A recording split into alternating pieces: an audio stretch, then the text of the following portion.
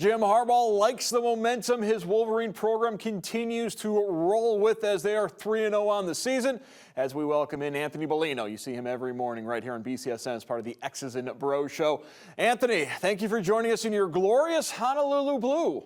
Oh, thank you very much, Mark. I thought, you know what, I think, I don't know what I had on last week. Maybe it was maize. I'm not really sure. I wanted to go with a little blue, but then I realized I'm the person that Christian Brown from 13 ABC was talking about who has laundry still in the dryer. I have clothes in the dryer. So I was like, you know what, we'll go with the Lions. Come on, they're on a winning streak. I don't know if one game's really a streak, but, you get what I'm saying. It's a great time to be a fan of blue.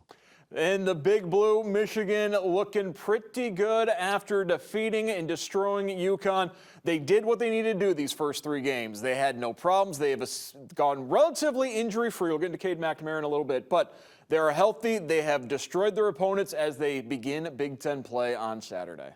You know what, as someone who suffers from the memories of, some group of five, some smaller schools coming in and upsetting Michigan, it was good to see them handle business the way that they did, albeit against the bottom of Division I. It was a highly talked about topic as CBS Sports released their not top 25, if you will, the bottom 25 schools, according to them. And we had Hawaii was team 131 out of 131. Colorado State was 130 and 114 was UConn. Now that's their ranking, but the fact of the matter is the teams were 2-9, including their games against Michigan. They're not good football teams, and Michigan took care of business. There were no scares.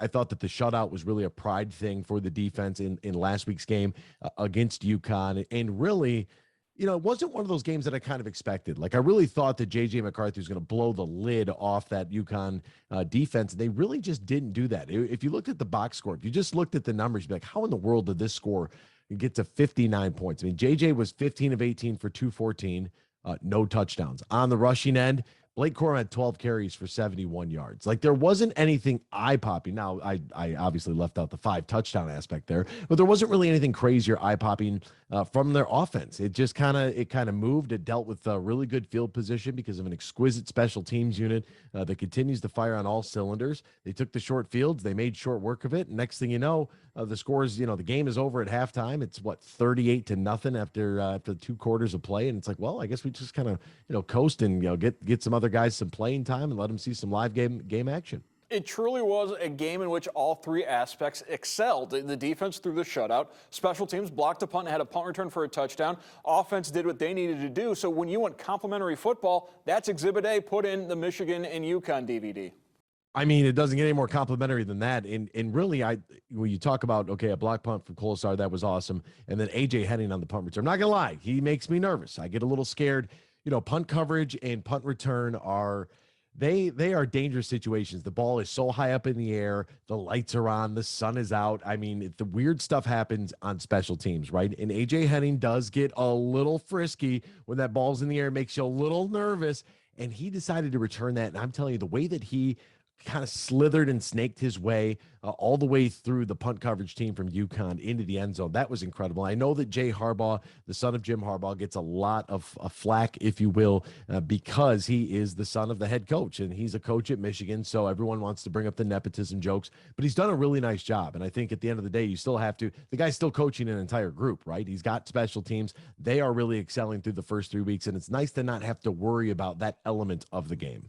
Maybe one area to worry about, the offensive line play. We saw Cade McNamara sacked, injured. He's going to miss some time. Now, J.J. McCarthy is clearly the number 1 quarterback, but Cade was a very good number 2 that's not going to be out for a while. And maybe that's one area of concern, is that offensive line where you were putting in some new guys on that O-line. They maybe haven't meshed as well. And when Jim Harbaugh was asked about this on Monday, he said, well, some guys have been beaten one-on-one. We think we got a good scheme and good system in place. But that is something to keep in mind now that all of a sudden you have got a very inexperienced backup quarterback for the next couple of games. Yeah, for Cade, it's unfortunate because he's been sacked a couple of times and some blocking assignments were just flat out missed. I mean, there's no way to sugarcoat it, right? And UConn finishes the game with a couple of sacks, 5 tackles for loss, which I thought was really a pretty glaring number right there. On the inverse, Michigan's defense, 5 tackles for loss, no sacks, right? They had a couple of quarterback hurries, but that was about it. And I think from the offensive line, I think they have been a little porous at times, and all things considered. Like, I don't think that just because Cade McNamara enters the game that you should immediately give up a quarterback pressure. Like, that should not that should not be happening, especially against these teams, because Big Ten play is going to feature Big Ten athletes. And at the end of the day, I know everybody's a scholarship player out there.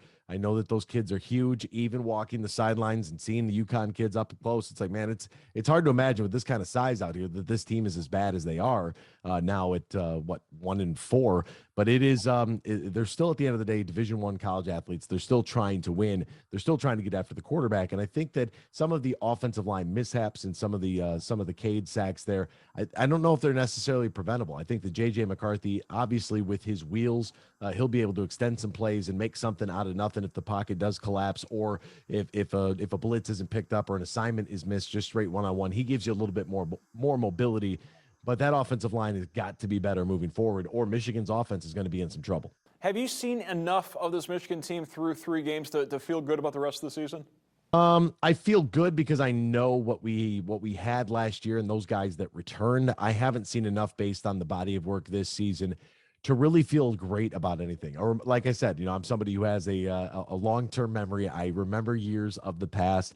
I do think that with the wide receiving core in the skill position that this team has, whether it's a Schoonmaker or if it's all at tight end, the wide receivers, you can go 5-6 deep. Running backs, you got 2 or 3 guys that are really good options.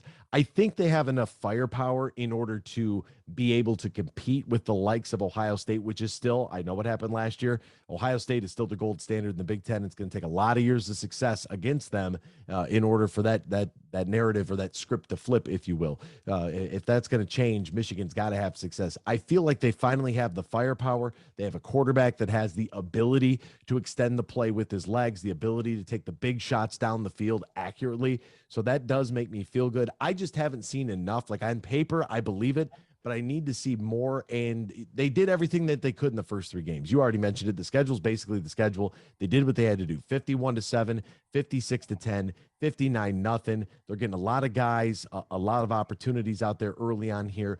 Big Ten play is going to be different, so obviously we're going to learn more as the season goes on. But even the next 3 games, what is this home game against Maryland? What is a road trip to Kinnick against Iowa with how much the Hawkeyes have struggled? Indiana, my goodness. It's not Hoosier basketball out there. It's Hoosier football, and they're not very good either. And then you have Penn State lurking in the distance, who put a whooping on Auburn in SEC country this past weekend that might make some people raise their eyebrows, and they've jumped all the way up to number 14 in the poll. So I think that most of the Associated Press, they feel fine with Michigan at 4. I feel fine with Michigan at 4 until proven otherwise. I think there's a little bit of that benefit of the doubt. I think there's an upgraded quarterback, and I think there's enough at the skill position that if they were to get into an offensive shootout with the team, I think they could go possession for possession. Let's get into this matchup with Maryland. Like the Wolverines, Terrapins 3-0. One of those wins against one of those bottom 25 teams, Charlotte. Also got a win over Buffalo. A Maryland team that perhaps has the best wide receiving core in the Big Ten outside of Ohio State, and a quarterback that's dangerous as well. Yeah, Tua's little brother, Talia, he's a Tagovailoa. He's a nice player. But, they have games 31-10 against Buffalo, 56-21 against Charlotte, 34-27 against SMU.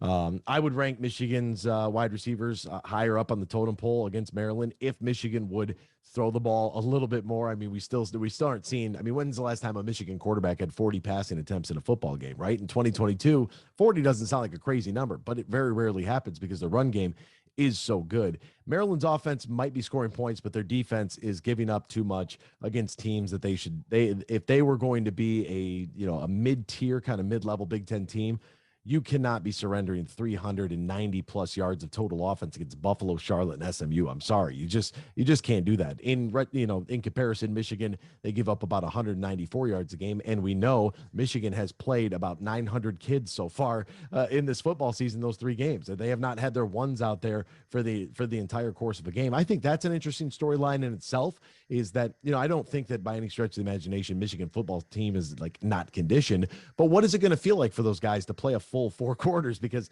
they haven't had to do so yet, right? You've been playing second, third, fourth. I mean, there were like 17 guys that threw a pass at the quarterback position for Michigan's offense. So it's going to be nice to finally see a 4-quarter football game, and hopefully, Michigan is able to show the fan base and show themselves that, if they can handle Maryland the way that I think they can, I think they could probably beat them, by 14, 17, 21 points. I don't think that that's too much to ask. I think they'll be able to do so. The spread is right there at 17. I think that that's coverable if you're interested in those types of things.